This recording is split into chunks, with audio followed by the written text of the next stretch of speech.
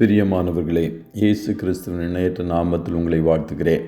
இந்த மன்னாச்சுடைய என்ற டெய்லி பாட்காஸ்டை கேட்கிற உங்கள் ஒவ்வொருவரையும் கர்த்தர் தாமே ஆசீர்வதிப்பாராக.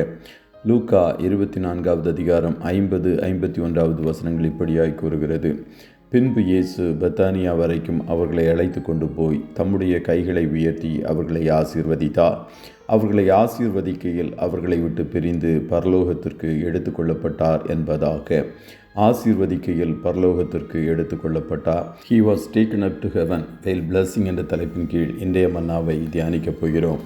இயேசு உயிரோடு எழுந்து பரமேறி செல்வதற்கு முன் 40 நாட்களில் 10 முறை தரிசனமானார். 10வதாக ஒலிவு மலையில் 11 பேருக்கு தரிசனமானார். அப்பொழுது தம்முடைய கைகளை உயர்த்தி அவர்களை ஆசீர்வதித்தார். இயேசு உயிரோடு எழுந்த பிறகு தன்னை நிரபராதி என்றும் தான் சொன்னபடி உயிரோடு எழுந்து விட்டேன் என்று காண்பிக்கும்படியாகவும் தான் ராஜாதி ராஜாவென்று நிரூபிக்கும்படியாகவும் ஏரோதுவுக்கோ பிலாத்துவிற்கோ அன்னாவிற்கோ காய்பாவிற்கோ போய் தன்னை காண்பிக்கவில்லை. பரிசேயர்கள் சதுசேயர்களுக்கு கூட போய் தன்னை காண்பிக்கவில்லை. காரணம், அவர் தன்னை நியாயப்படுத்த வேண்டிய அவசியம் அவருக்கு வேண்டியதில்லை. மெல்கிசேதேக்கு இயேசுவுக்கு அடையாளம். அவர் ஆபிரகாமை ஆசீர்வதித்தார். ஆசீர்வதித்த பிறகு ஆபிரகாமுக்கு அவர் மறைந்து போய்விட்டார். அதுபோல தான் இயேசுவும் தன்னுடைய கரங்களை உயர்த்தி ஆசீர்வதித்து கொண்டு இருக்கும்போது சீஷருடைய கண்களுக்கு மறைவாக பரலோகத்திற்கு எடுத்து கொள்ளப்பட்டார். மெல்கிசேதேக்கு ஆபிரகாமுக்கு அப்பவும் திராட்சரசம் கொண்டு வந்து ஆசீர்வதித்தார். இது ஆபிரகாமின் பூமிக்குரிய ஆசீர்வாதத்தை குறிக்கிறது. உயிர்த்தெழுந்த இயேசுவும் கரங்களை உயர்த்தி ஆசீர்வதித்த போது உங்கள் ஒவ்வொருவருக்கும் இந்த உலகத்திற்குரிய ஆசீர்வாதத்தை கொடுத்து விட்டு தான் சென்றிருக்கிறார். நீங்கள் ஆப்பத்திற்காக அலைந்து திரிவதில்லை. சிங்கக்குட்டிகள் தாழ்ச்சியாக இருந்தாலும் கர்த்தரை தேடுகிற உங்களுக்கு ஒரு குறைவும் இருப்பதில்லை.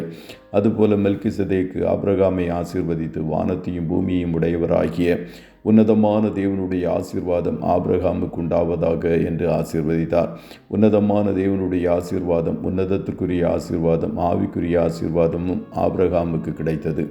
அதேபோல் கர்த்தர் உங்கள் ஒவ்வொருவருக்கும் ஆவிக்குரிய ஆசீர்வாதத்தை கொடுத்து மென்மேலும் வல்லமையையும் அபிஷேகத்தையும் பெற்றுக்கொள்ளும்படி செய்வார். மாத்திரமல்ல, மெல்கிசேதேக்கு ஆபிரகாமிடம் உன் சத்துருக்களை உன் கையில் ஒப்பு கொடுத்த உன்னதமான தேவனுக்கு ஸ்தோத்திரம் என்று சொன்னார்.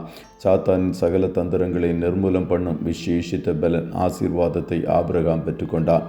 அதுபோல நீங்களும் சத்துருவின் மீது ஜெயங்கொண்டு பரிசுத்தத்தோடு இயேசுவுக்காக உங்கள் வாழ்க்கையை ஓடி முடிக்கும்படி கர்த்தர் செய்வார்.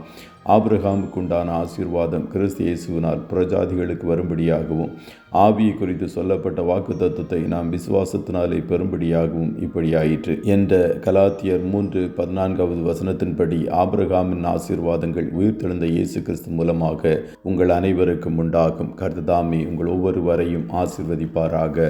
ஜெபம் செய்வோமா.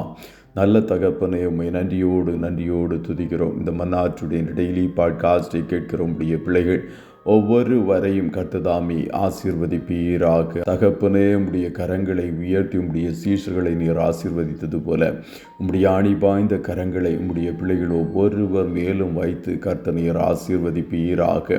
நன்மையான எந்த ஈவும் பூரணமான எந்த வரமும் உம்மிடத்திலிருந்து இறங்கி வருகிறது என்று வேதம் சொல்லுகிறது. நீர் பட்சபாதம் இல்லாத தேவன். உம்முடைய பிள்ளைகளை அமுக்கி குலுக்கி செம்மையாய் நிறைவாய் நீர் ஆசீர்வதித்து நடத்துவீராக. கேட்பதையும் கேளாததையும் கொடுக்கிற நல்ல தேவன். உம்முடைய பிள்ளைகள் எண்ணுவதற்கும் விரும்புவதற்கும் மேலாய் இவர்கள் வாழ்க்கையில் நன்மையை கட்டளையிடுவீராக. இன்றைய தினம் கையிடுகிற வேலைகளை ஆசீர்வதியும். போக்கிலும் வரத்திலும் கர்த்தர் நீர் உடனிருப்பீராக. தடைகளை நீக்கி போடும் ஆட்டுக்குட்டியானவருடைய இரத்தத்தின் பாதுகாப்பிற்குள்ளாய் ஒவ்வொருவரையும் கொடுத்து இயேசுவின் நாமத்தில் வாழ்த்தி ஜெபிக்கிறோம் நல்ல பிதாவே. ஆமென்.